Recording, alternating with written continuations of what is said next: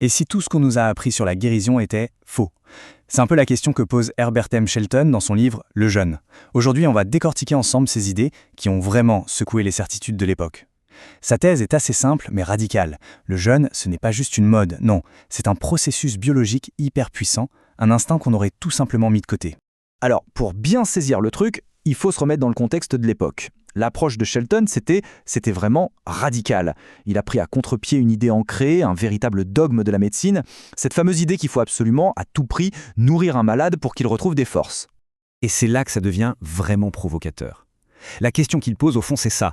Et si manger quand on est malade était une erreur? Si cet acte qu'on associe tous à la vie, à la force, était en fait un obstacle à la guérison?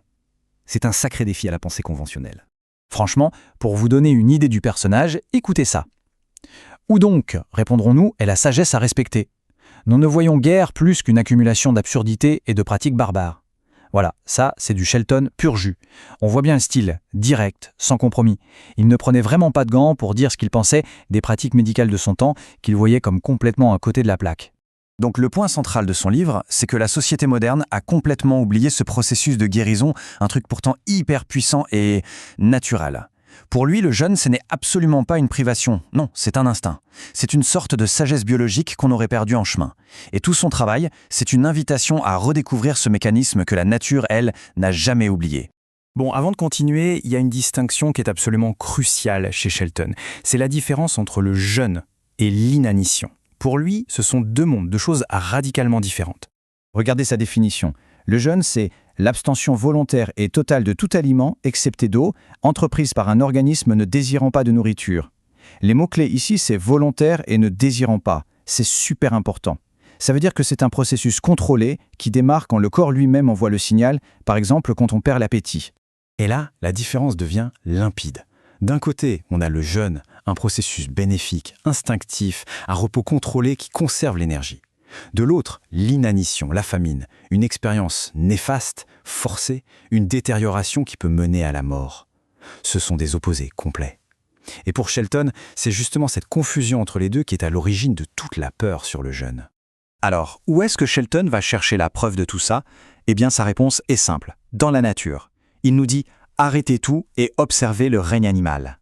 Parce que, oui, les animaux, eux, ils n'ont pas besoin de lire des bouquins pour savoir quoi faire. Quand ils sont malades, blessés, pendant la saison des amours, pour l'hibernation, ou même en cas de stress, ils jeûnent. C'est un réflexe, un instinct pur, un comportement qu'on retrouve partout, absolument partout dans la nature. Prenez l'exemple du phoque à fourrure d'Alaska. C'est juste incroyable. Le mâle passe 3 mois entiers en pleine saison des amours. C'est une période d'activité hyper intense. Il se bat, il défend son territoire, et pendant ces 3 mois, il ne mange et ne boit rien. Absolument rien. Il tourne uniquement sur ses réserves. Ou encore cette histoire racontée par Shelton d'un chien qui s'était salement amoché, avec des os brisés, des lésions internes. On a tout essayé pour le faire manger, mais rien à faire. Pendant 20 jours, il a refusé toute nourriture. Pourquoi? Parce qu'il suivait son instinct. Toute son énergie, il ne la mettait pas dans la digestion, mais dans la réparation de son corps. Le jeûne, c'était sa médecine. Et cet exemple-là est peut-être le plus frappant, 168 jours. C'est le temps qu'une truie a passé ensevelie accidentellement sous de la paille, sans une seule miette de nourriture. Quand on l'a retrouvée, elle était bien sûr très amaigrie, mais elle était vivante. Ça montre de façon assez spectaculaire la capacité du corps à survivre grâce à ce mécanisme. Alors on pourrait croire que Shelton était un penseur isolé, mais en fait pas du tout. Ses idées s'enracinent dans un courant de pensée bien plus ancien, le mouvement qu'on appelle hygiéniste. Oui, son travail fait partie de ce qu'on appelle le mouvement hygiéniste. C'est une école de pensée qui se concentrait sur la santé par un mode de vie naturel, pas par les médicaments. L'idée de base, qui remonte au 19e siècle, c'était de revenir à des choses simples. Le repos, l'air pur, une bonne alimentation et bien sûr le jeûne.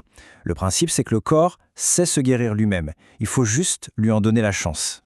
Et d'ailleurs, regardez cette chronologie. On voit bien que bien avant Shelton, d'autres avaient ouvert la voie. Dès 1822, un certain Dr Jennings commence à utiliser le jeûne. En 1832, Sylvester Graham, un grand nom de la réforme de la santé, le préconise pour les fièvres. Et puis en 1877, les travaux des docteurs Dewey et Tanner mettent vraiment le jeûne sur le devant de la scène. Donc Shelton, en fait, c'est l'héritier de toute cette lignée. Au final, si on devait vraiment résumer toute la pensée de Shelton en un seul mot, mais vraiment un seul, ce serait celui-là. Instinct. Et cette citation de Félix Oswald qu'on trouve dans le livre est juste parfaite pour ça. Les instincts protecteurs ne sont pas l'apanage des animaux inférieurs. L'homme en a sa part. Tout est dit. Cet instinct, si évident chez les animaux, on l'a aussi en nous. Sauf que, on l'aurait étouffé, recouvert par des couches d'habitude et de culture. Parce que l'affirmation ultime du livre, c'est ça. Le jeûne, c'est tout simplement une forme de repos physiologique profond. C'est aussi simple que ça. Il faut oublier les idées de cure miracle ou de punition. Non, pour Shelton, jeûner, c'est juste offrir à son corps des vacances. Un repos total pour lui laisser le temps de faire le ménage, de se réparer, de se régénérer. Et c'est sur cette question qu'on va se quitter. Est-ce que nos habitudes modernes ont fini par remplacer nos instincts naturels ? En nous présentant le jeûne comme ça, comme un instant perdu, Shelton nous pose une question directe sur la relation qu'on entretient avec notre propre corps. Est-ce qu'on écoute encore les signaux qu'il nous envoie ? C'est une réflexion qui, même des décennies après, n'a sans doute jamais été aussi pertinente.